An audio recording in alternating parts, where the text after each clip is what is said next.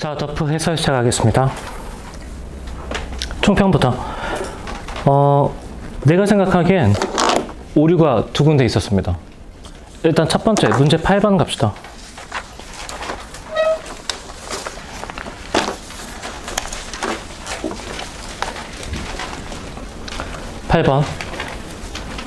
얘 답 3번인데 내가 봤을 때는 8번에 답 없습니다.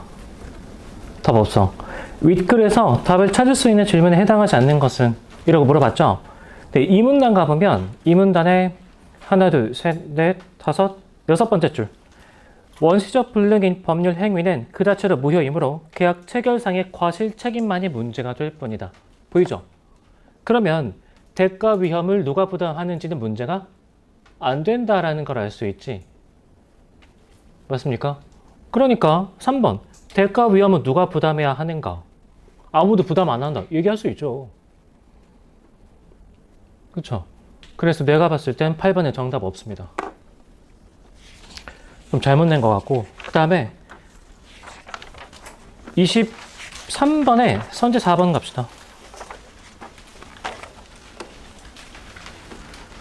답은 5번으로 어렵지 않게 나오는데 4번에 가의 3액은 계절 이미지를 환기하여 화자와 자연의 합의를 형상화하다. 그냥 이게 틀렸죠?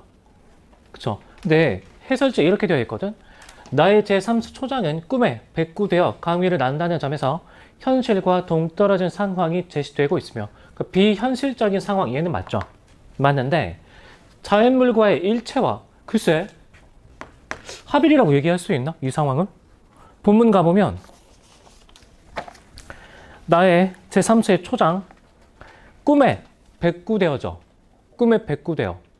그러면 여러분 합일 이거 표준국어 대사전 개념정의 좀 봅시다. 명사 둘 이상이 합하여 하나가 된다. 그러면 무슨 뜻이야? 둘 이상이 합해서 A가 되든지 B가 되든지 새로운 존재인 C가 되든지 이렇다는 얘기죠. 그렇죠? 근데 꿈에 백구되어라는 건 내가 백구로 변했다는 얘기 아니야? 들어봤습니까? 해설 안 맞죠? 뭔 말인지 이해됨?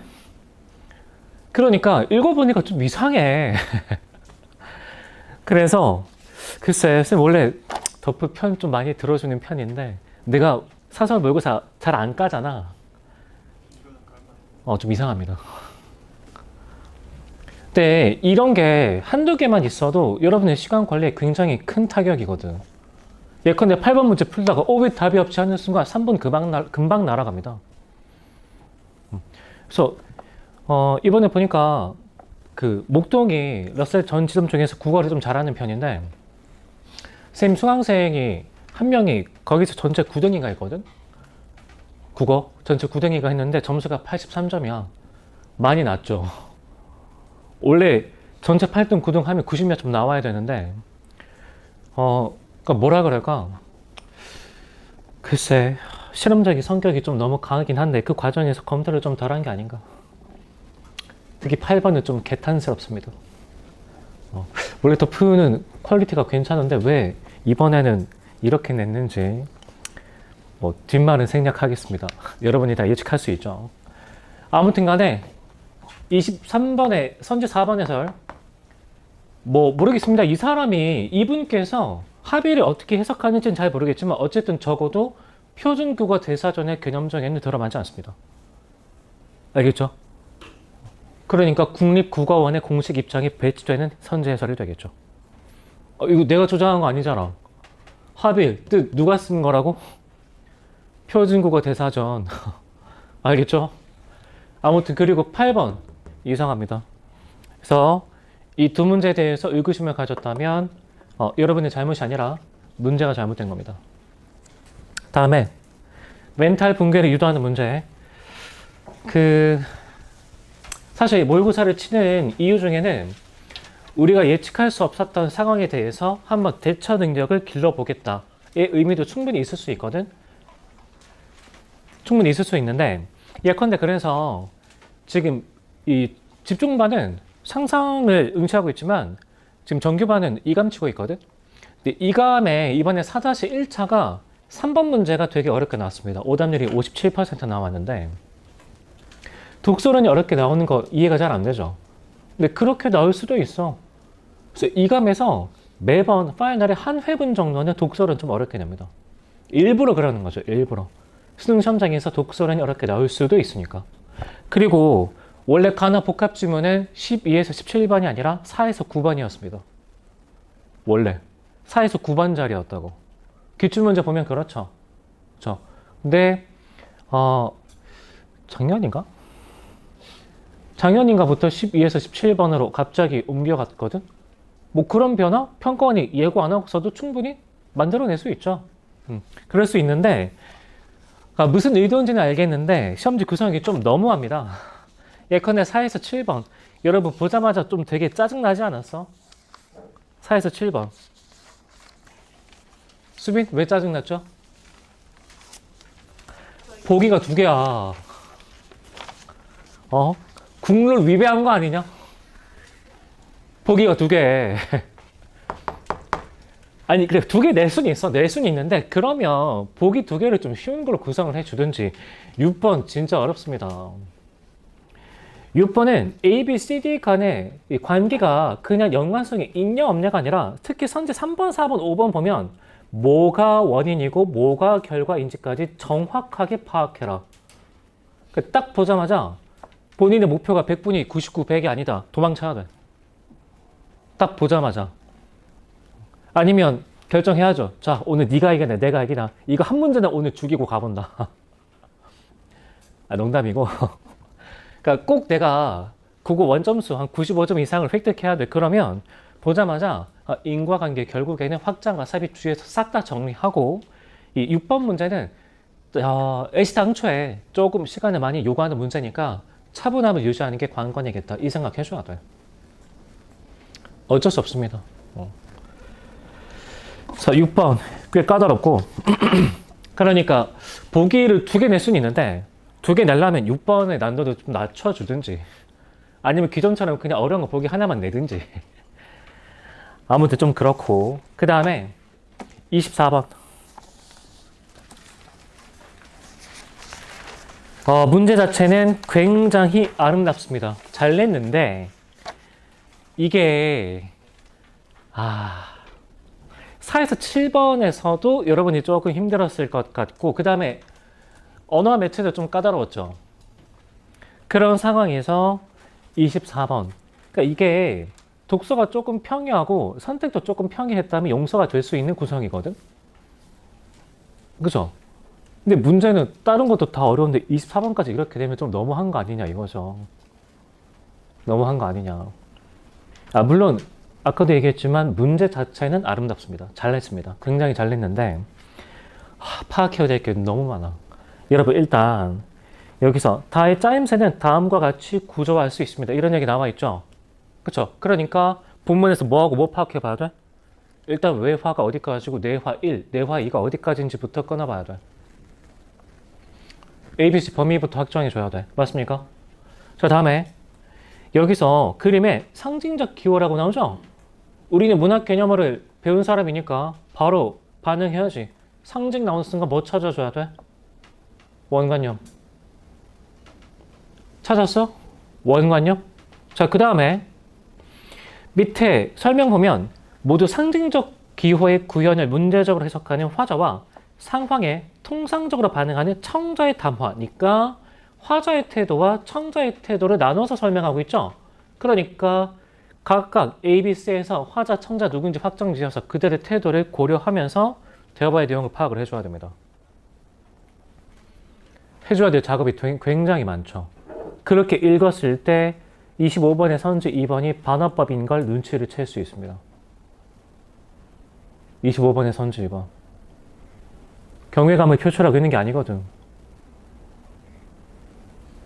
알겠죠? 그래서 멘탈 붕괴를 유도하는 게 좀 많이 심하더라.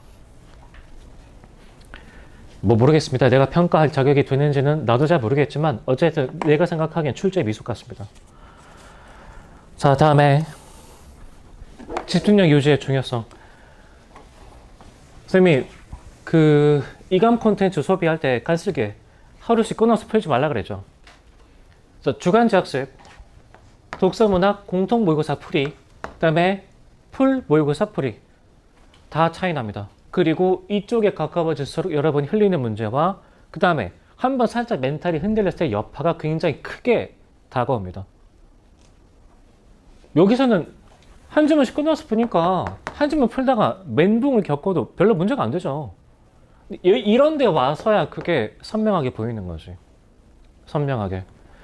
그래서 하반기에는 여러분의 공부가 기출 분석으로 도망가진 않았으면 좋겠습니다.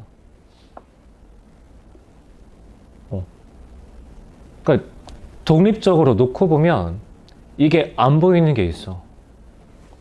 한 지문씩 풀어서는 독서문학만 풀어서는 확인되지 않은 약점들이 있다. 그런 게 바로 80분간 집중력을 잘 유지할 수 있느냐. 그리고 앞부분에서 좀 당황했더라도 빨리 심신의 안정을 되찾고 뒷부분에 차분하게 유지할 수 있느냐.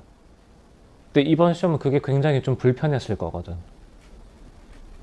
그렇죠? 그래서 여러분이 이 말 굉장히 자주 하는데 이 진짜 이해를 잘 해줘야 돼.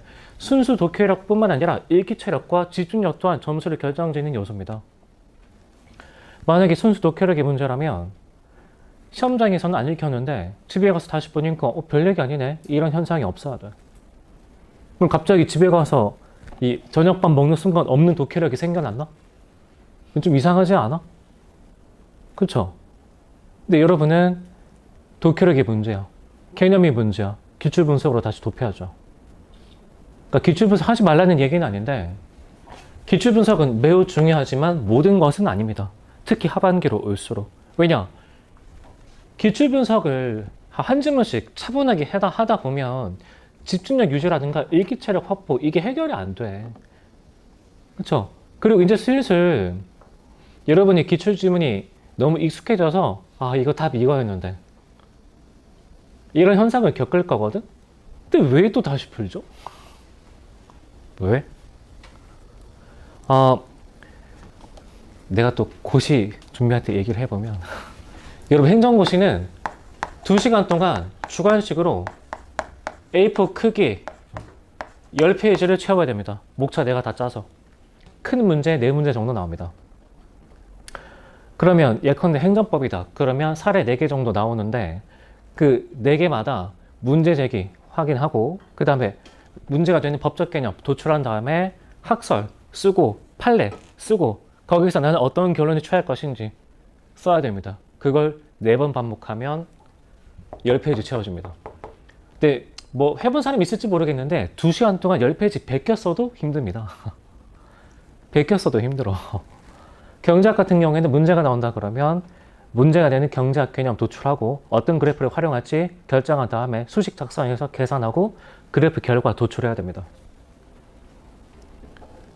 진짜 입에 단내 나도록 답안지 써봐야 돼.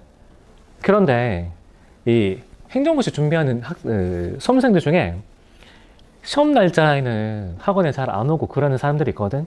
뭐냐? 나는 아직 답안지 쓸 준비가 안 됐어. 개념이 부족해. 이상한 생각하고 있는 거죠. 그리고 그게 바로 나였습니다. 근데 여러분, 내가 항상 얘기하죠. 답안지 쓸 준비가 되는, 또는 문제풀이 준비가 되는 그날은 오지 않아. 그날은 오지 않습니다. 부족하면 부족한 대로 문제를 풀고서 본인의 문제점이 뭔지를 차분하게 성찰해 봐야 개념 중에서도 어떻게 다시 공부를 해봐야 되겠다. 이런 내용이 구체적으로 도출이 될 수가 있는 거죠.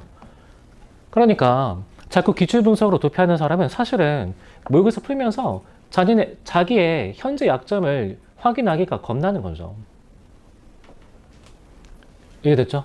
하지 말란 얘기는 아닌데 근데 기출분석은 선생님이 모의고사 풀이할 때 어떻게 활용하죠?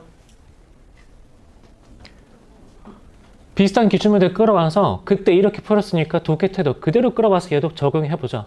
이런 식으로 가죠. 그런 건 괜찮아. 그런 건. 근데 겁이 나니까 기출문제만 풀겠다. 그리고 다양한 스트레스에 노출되는 걸 겁내면 안 됩니다.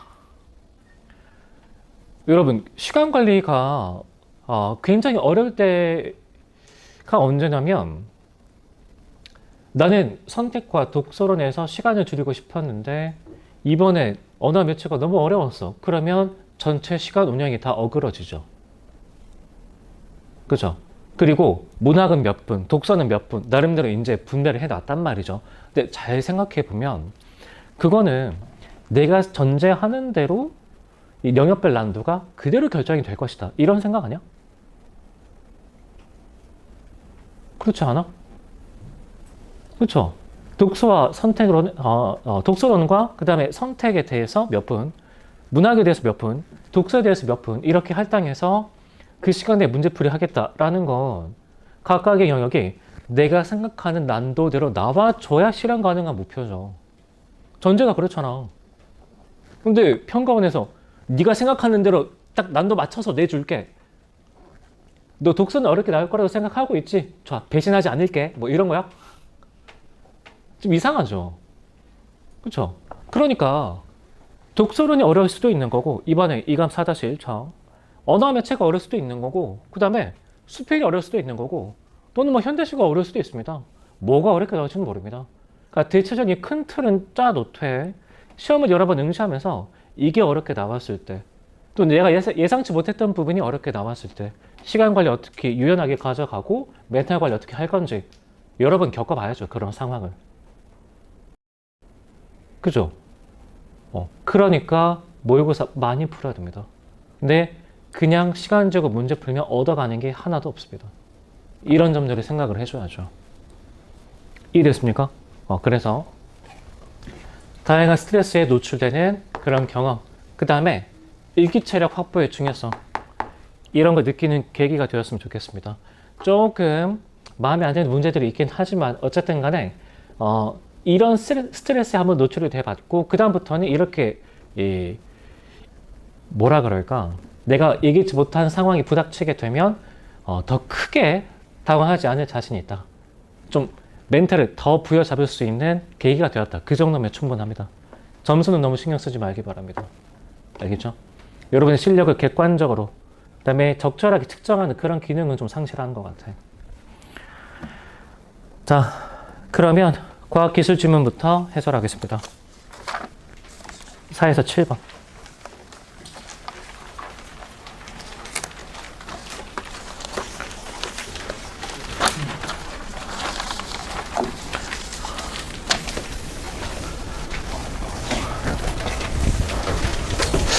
내가 과학기술 질문 독해할 때 강조하는 점 두 가지가 뭐죠?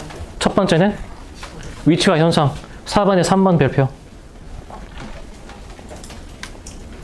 4번에 선제 3번 별표. 각기 다른 기관에서 라는 건 위치를 묻겠다 이런 얘기죠. 그 다음에 또 하나가 인과관계가 서술이 될 때 앞에도 추가될 수 있고 뒤에도 추가될 수 있고 중간에도 끼어들어갈 수 있고 인과관계가 확장되고 삽입될 수 있더라. 이런 얘기 많이 했죠. 가장 대표적인 게 비타민 K 지문입니다. 여기 보면 혈액응고는 섬유소 단백질인 피브린이 모여 형성된 섬유소 그물이 혈소판이 응집된 혈소판 마개와 뭉쳐 혈병이라는 덩어리를 만드는 현상이다. 그러니까 피브린이 모여서 혈병을 만드는 게 혈액응고래. 그러니까 피브린 이 자리에 위치한다고 보고, 그다음에 혈병이 여기 위치한다고 봅시다. 최초 인과관계 이렇게 주어져 있는데, 그 다음에 혈액응고는 단백질로 이루어진 다양한 인자들이 관여하는 연쇄 반응에 의해 일어난다. 우선 여러 혈액응고 인자들이 활성화된 이후 프로트롬빈이 활성화되어 트롬빈으로 전환되고, 트롬빈은 혈액에 녹아있는 피브리노겐을 불용성인 그러니까 뭔 얘기야 이거. 앞에 이런 인과관계 더 끼워 넣겠다는 얘기죠. 이해됩니까? 이게 거의 끝판왕이야. 인과관계 중에. 이 지문은 중간에 이렇게 끼어 들어가는 형태를 취하고 있습니다. 아무튼 간에 인과관계는 여러분이 읽기 편하게 선형적으로 쭉 주어지진 않습니다. 좀 유연하게 어디에 추가될 수 있는지 그 위치를 정해서 여러분이 정리 잘 해줘야 돼. 알겠죠? 자, 그래서 위치에 따른 현상과 인과관계의 확장과 삽입, 여기 주의해서 질문 다시 읽어보고 6번 도전해 보는데 시간 9분 주겠습니다. 9분 시작.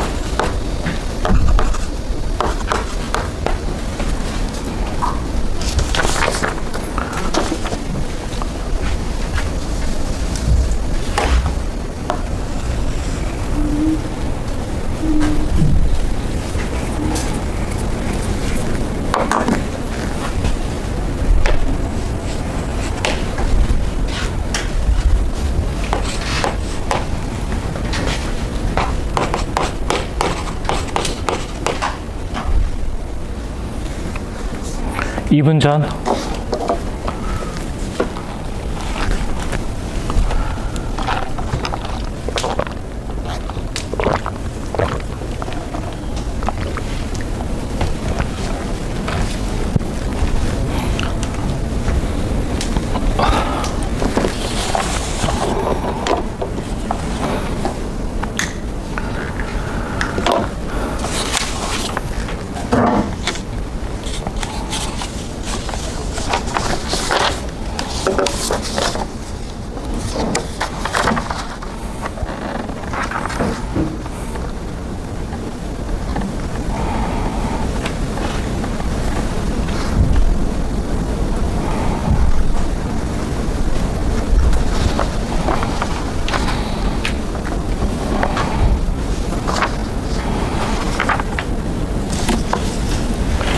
일분 전.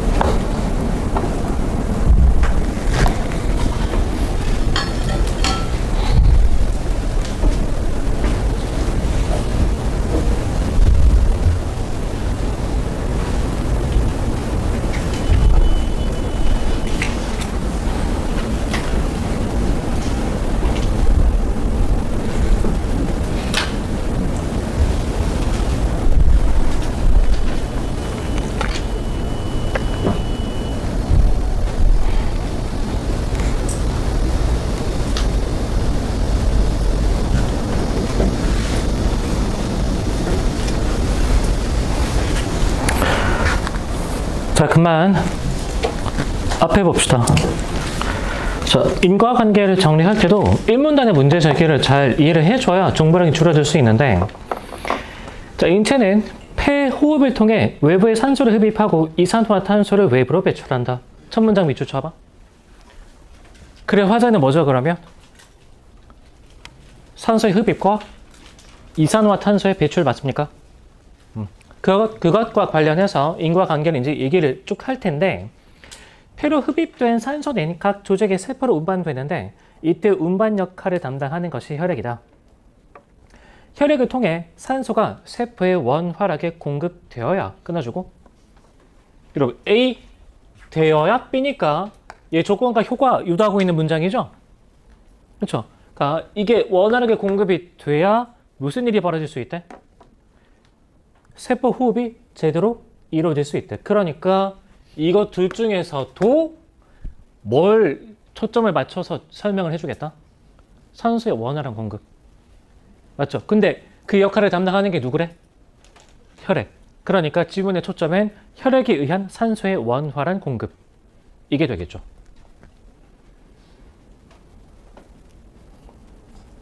됐습니까? 자, 이 문단 가겠습니다.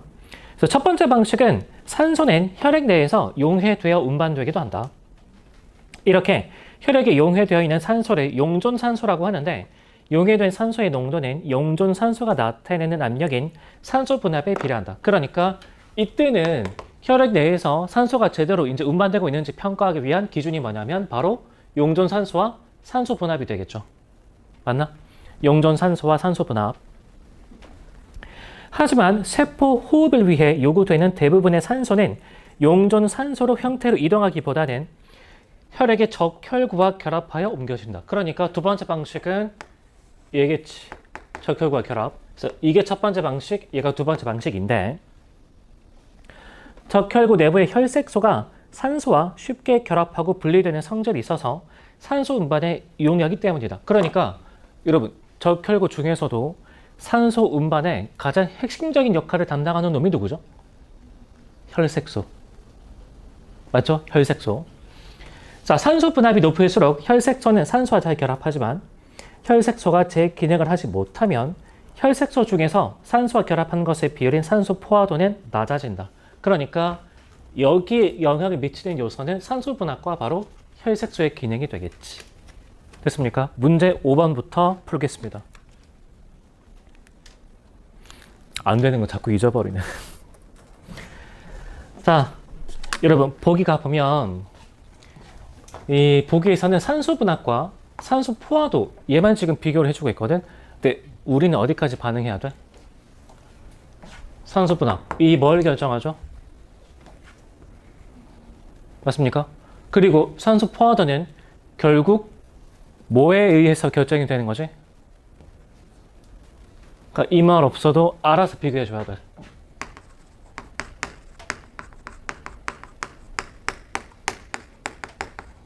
지금 산소 분압은 B가 더 높죠? 근데 여기서 산소 포화도는 A가 더 높죠? 결론 내릴 수 있죠. 혈색소의 기능은 누가 더 떨어진다? A보다 B가 더 떨어진다. 이해할 수 있지. 그리고 산소 분압이 이러니까 용존 산소 농도도 이렇게 대소 관계가 결정될 거다. 이건 어렵지 않지? 자, 5번에 1번 갑시다. A의 혈액에 용해되어 있는 산소의 농도는 B의 경우보다 낮겠군. 맞습니다. 그 다음에 2번. 산소와 결합하지 않은 혈색소의 비율은 A의 경우가 B의 경우보다 낮겠군. 그쵸? A가 더 많이 결합하니까. 그 다음에 3번. B의 산소 포화도가 A보다 낮은 것으로 봐. B의 혈액에는 적혈구의 양이 A보다 적겠군. 적혈구의 양은 모릅니다. 뭐만 비교할 수 있죠? 혈색소의 기능만 비교할 수 있는 거죠. 3번 정답. 자, 그 다음에 4번. 용존 산소가 나타내는 압력이 산소 분압 아니야? 선제 4번 말장난이죠. 다음에 5번. B가 A의 경우보다 산소 포화도까지 높았다면 세포 호흡에 활용될 수 있는 산소의 공급량은 B가 A의 경우보다 많겠군. 그땐 그렇겠죠. 그때는 혈색소가 제 기능을 발휘할 수 있다. 이렇게 해석할 여지가 있으니까. 그래서 5번을 지울 수 있겠습니다. 됐나? 자, 3문단 가겠습니다. 산소 포화도가 높더라도 혈액에 적혈구의 양이 적으면 산소 공급량이 부족해지므로 밑줄 적혈구의 양은 일정하게 유지되어야 한다. 그래야 산소가 원활하게 운반될 수 있겠죠. 적혈구를 비롯한 모든 혈액 세포는 골수에서 밑줄 골수에서 왜 중요하죠? 위치 정보. 그렇죠. 진짜 자주 나온다니까. 위치 정보 골수. 골수에서 생성된다. 골수의 조혈 모세포는 각 혈액세포로 분화할 수 있는 전구세포로, 자, 그러니까 여기서 조혈 모세포가 전구세포인데 적혈구를 비롯하여 혈소판, 백혈구 등이 이로부터 만들어진다. 혈액세포가 만들어지는 과정에서 사이토카인이라는 단백질은 전구세포의 분화와 증식을 촉진하는 역할을 한다. 그래서 이 과정에서 이놈이 이제 일정 기능을 담당하게 되는 건데, 또한 밑줄 적혈구 전구세포.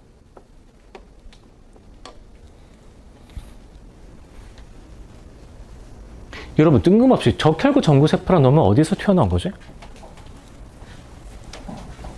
앞에 이 단어가 나온 적이 없거든? 성호? 적혈구 전구세포 뭐 하는 놈이죠?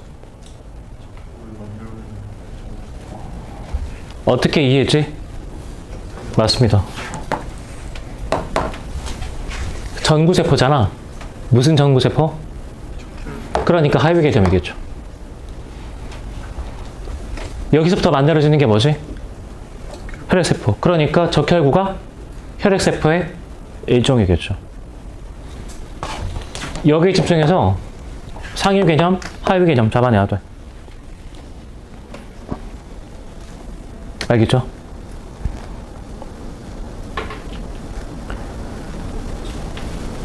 아니면 3문단에 네 번째 줄 다시 가보면 골수의 조혈 모세포는 각 혈액세포로 분화할 수 있는 전구세포로 적혈구를 비롯하여 혈소판, 백혈구 등이 이로부터 만들어진다. 그러면 여기서도 알 수 있죠. 적혈구는 뭐의 일종?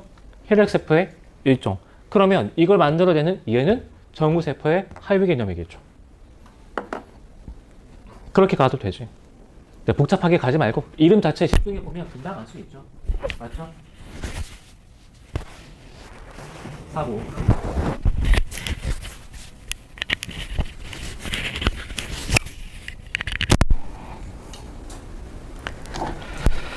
자, 계속 갑시다. 자, 그 다음에 또한 적혈구 전구 세포로부터 적혈구가 형성되는 과정에는 신장에서 나오는 밑줄, 신장에서 나오는 왜 중요하지? 위치 정보. 신장에서 나오는 적혈구 형성 호르몬 EPO가 작용한다. EPO가 없으면 적혈구 전구 세포는 대식 세포에 의해 제거되기 때문에 밑줄 EPO는 적혈구 양을 조절하는 데 반드시 필요하다. 그래야 산소가 원활하게 공급이 될 수 있겠죠. 됐죠? 그러니까 이 EPO라는 놈이 여기 중간에 지금 끼어들어가고 있다고. 위치를 달리한 채.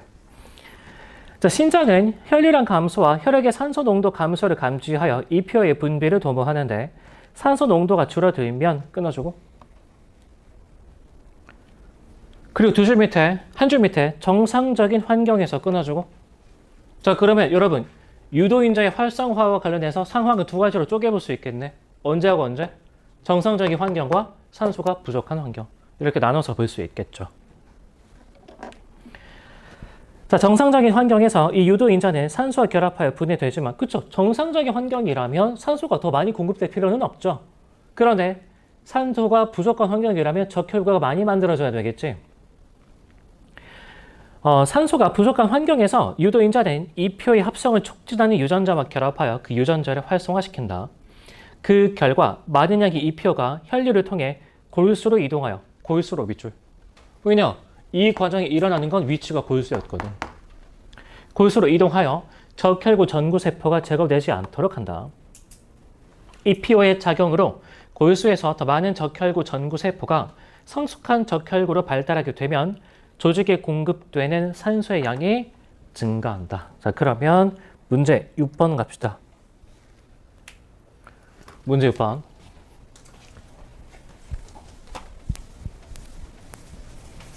문제 6번 가보면 6번에 별표 하나 쳐보고 문제 자체는 괜찮습니다. 다른 부분에서 지금 너무 또 과도한 게 그러니까 하나하나 뜯어보면 나쁘진 않는데 그것들이 한 시험지에 같이 되어 있으니까 문제인 거죠. 위치되어 있으니까. 자, 보기는 여러분 무슨 현상을 정리하는 거래? 적혈구 형성 맞습니까? 그러니까 A, B, C, D의 의미를 파악함에 있어서는 뭐까지까지 파악해줘야 돼? 결국 그래서 적혈구가 형성이 늘어나느냐 아니면 줄어드느냐 이것까지. 알겠죠? 자, A 갑시다. EPO 합성 유도인자가 산소와 결합하는 비율이 커진다. EPO 합성 유도인자 밑줄. 자, 그러면 산소와 결합하여 분해되는 거지. 정상적인 환경이라고 볼 수 있겠습니다. 그래서 얘는 의미가 뭐냐?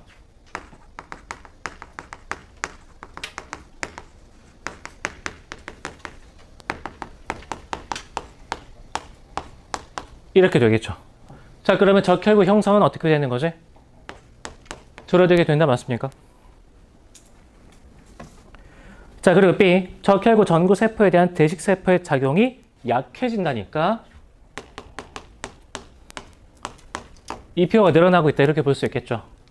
자, 그리고 C 가보면 성숙한 적혈구로 분화할 전구 세포가 감소한다 라는 건 EPO가 분비가 잘 안 되고 있더라. D 가보면 조직 세포에 공급되는 산소 양이 증가한다 라는 건 적혈구가 늘어난 결과에 해당하겠죠. 이게 늘어난 결과 맞습니까? 아, 이거 얘기 안 했네.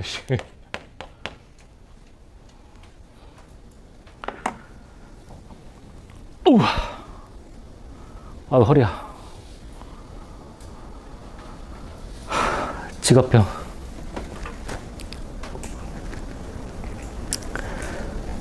자, 다 파악됐죠? 그럼 산수 1번부터 보겠습니다. A는 B의 결과가 일어나는 것을 방해한다. 자, 그러면 여러분 여기서 A가 이걸 방해하는 건 맞죠? 근데 이걸 방해하는 건 아니지. 맞습니까? 그래서 1번 삭제. 그 다음에 2번. B는 C, D의 결과가 일어나는 것을 방해한다. 자, 그러면 B는 C, D. 얘는 맞는데 얘는 오히려 여기에 의해서 야기될 수 있는 상황 아니야? 맞죠? 그래서 2번 지을 수 있겠고. 그 다음에 3번 가면 A는 B의 원인이 아니고 그렇죠. 이렇게 됐는데 이렇게 돼? 그렇죠? 말은 맞지 않고. 자, 그 다음에 C의 원인이 된다. 그렇죠? 그러니까 계속해서 줄어들다 보면 이 표가 분비가 안 되겠죠. 그래서 3번 정답 되겠습니다. 이표 합성 유도 인자가 산소와 결합하는 비율이 커지게 되면은 이표가 분비가 안 될 테니까 C, 성숙한 적혈구로 분화할 전구세포가 감소하게 되겠죠. 자, 그 다음에 4번 가보면 D는 A의 결과가 아니고, 자, 그러면 D는 A의 결과. 아, 그렇죠. D는 A의 결과가 될 수가 없지. 이때는 적혈구 형성이 줄어드는 그런 결과로 이어지게 되는 거니까. 자, 그 다음에 B의 원인이다. 그러면 여러분 이때 이렇게 되면은 산소가 충분한 환경이 되는 거니까 다시 이 표는 줄어들게 되겠죠. 맞죠? 이렇게 가게 되는 거니까. 그래서 4번 안 됩니다. 자, 그 다음에 5번 가게 되면 C는 A의 원인이고, 자, 그러면 C 잠깐만. 성숙한 적혈구를 분화할 전구세포가 감소한다. 아, 아니죠. 이게 얘의 원인이 아니라 얘가 얘의 원인이죠. 맞죠? 인과관계가 지금 뒤바뀌어서 서술이 되어 있지.